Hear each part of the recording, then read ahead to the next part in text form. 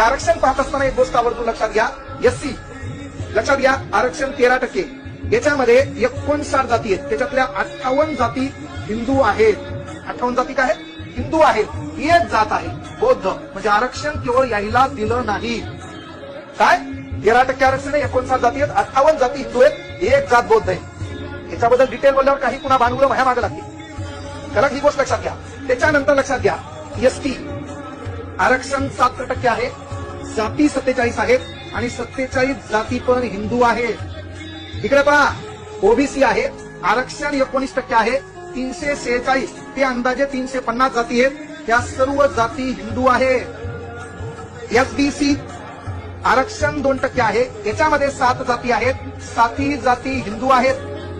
NTA हे बघा आरक्षण, एनटीए म्हणजे प्रत्येक गोष्टी आपण बोलायलो ते बाय ग्रुप बोलायलो आणि म्हणून महत्वाची गोष्ट आहे की बाबा या ठिकाणी